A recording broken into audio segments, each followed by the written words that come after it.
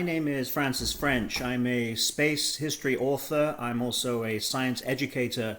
And it was very nice of you to ask me what was it like to work with Apollo 15 astronaut Al Worden on writing projects. And thinking about what you're doing with your website and what you're trying to achieve, I thought probably the best thing I could tell you was about how he wanted to inspire other people. I asked him once, what's the dumbest question you've ever been asked as an astronaut? Now, here's a guy who spent the best part of 50 years talking to the general public about what it was like to fly in space. You can imagine all the questions he had over the years, over and over again, some of those same questions. I figured he was going to say, let me tell you, I've had this really silly question that's been following me around. I was really surprised when he said to me, there's no such thing as a dumb question when it comes to spaceflight. And what he meant was spaceflight is such a different thing, and science in general is such a different thing, that every question is kind of a new, bizarre, strange thing for those of us who spend all our time on Earth. I thought it was a really good way of thinking of it, that there's no such thing as a dumb question. That's something I try and do in my own work with science too. A lot of people are very scared of science and technology and engineering. They feel like if they don't know one part of it, they are not allowed to know any part of it. They're scared of the subject. And Al really inspired me to think about that differently and to think, always ask that question. Even if it seems silly, it's something you don't know, it's something you need to know. So ask away. Say, what is that? How does that work? What does it do? These are great questions. And if you don't ask those questions, you'll never know. And that is kind of dumb if you never do that. So ask away. So Al Worden was an amazing guy to work with. He flew to the moon on Apollo 15, had an incredible life, and yet never forgot what it was like to be that kid in the audience going, I don't understand that. What is that? How does that happen? What does that work? I thought that was wonderful. So the Apollo astronauts who flew to the moon did so the best part of 50 years ago, half a century ago, a long, long time ago. And so it's really interesting to see what a lot of them did afterwards. Some of them became very successful business people. Some of them stayed astronauts and flew into space again. Some of them went into politics. Some of them went into religion. Kind of whoever they were before almost seemed to become more of who they were afterwards. Whatever it was about their personalities got enhanced more. Some of them were very, very public, happy to share what happened with them. Some of them became very, very private, often because there was a huge amount of paparazzi or other attention, which wasn't what they were like as very private individuals. What I loved about Al Worden of Apollo 15 is that he never stopped sharing his story to inspire other people. It's a very good way of doing it. He could have said, I went to the moon, look, I'm famous, I'm a success, I'm just going to retire and enjoy that now. And he would have had every right to have done so. He risked his life to go to the moon. He could have enjoyed it. But he spent the rest of his life inspiring other people. He worked on scholarship programs that are still going, that encourage students to do science and engineering and go into those subjects. And he knew exactly how to talk to young people and get them inspired about that.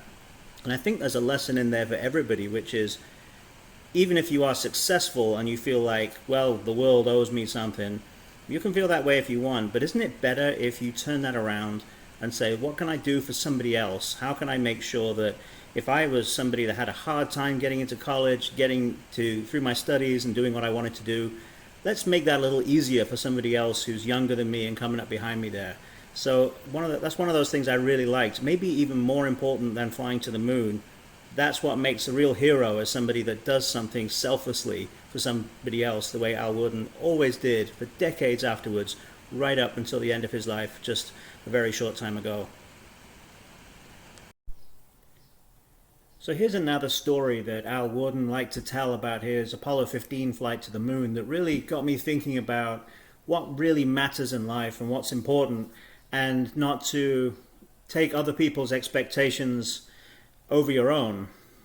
Al was one of 24 people who flew to the moon in a very short sort of eye blink of time between 1968 and 1972, just those tiny fraction of history where people were able to go to the moon.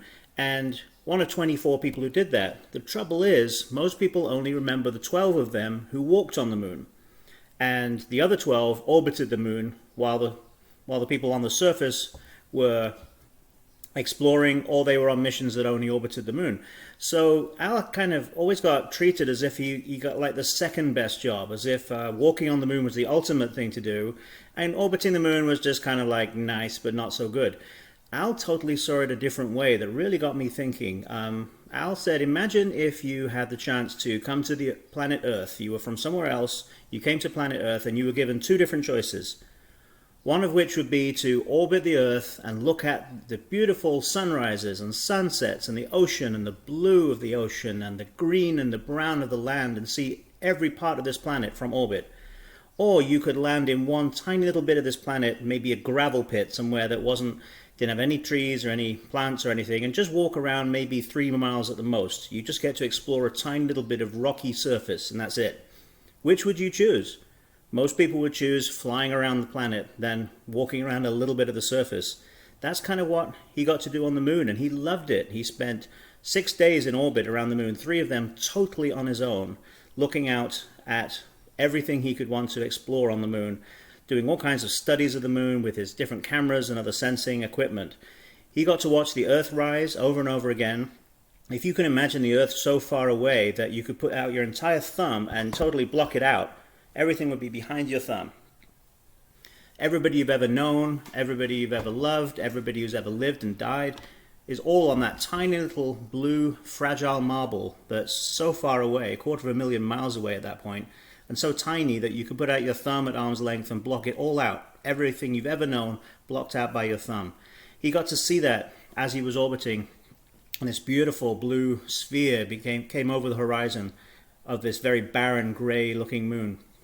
He also got to look out at a very particular point in the moon's orbit. The sun is blocked by the moon, the Earth is blocked by the moon, and the moon below doesn't have any sun on it. So the only way you can tell you're above the moon is where the stars stop. There was like a curve in what he was looking out at, which was totally black, and he knew that must be where the moon is. Other than that, all he could see is stars, and he could see a blaze of stars. So many he couldn't count them. They were just taking over the entire sky in this sort of milky blaze. He looked out there and he imagined what must be out there. He was further away from any other human beings than anybody else had ever been in human history and has ever been since. He still holds that record. And he looked out there and thought, what could be out there? Surely humans aren't the only thing that exists in the universe. There must be other life out there. What does it mean as humans that we're traveling out this far? He didn't necessarily come up with any answers to those questions, but he had time to think about them and think about the universe and what it meant. There's an experience that no other humans really been able to have before or since, and he had that because he was able to be in orbit around the moon. But like I say, when he came home, all of a sudden people were talking about the moonwalkers. They weren't really thinking about the Earth orbiters. So I think there's a good lesson in there, which is not to assume that how people define you, how they define you, is how you want to define yourself. You know what's special about yourself. You know what you can do that's unique. And you know that what you're doing is probably original and probably really good stuff. And it's more important to think that way than to think about what other people think. Thank you so much for asking me.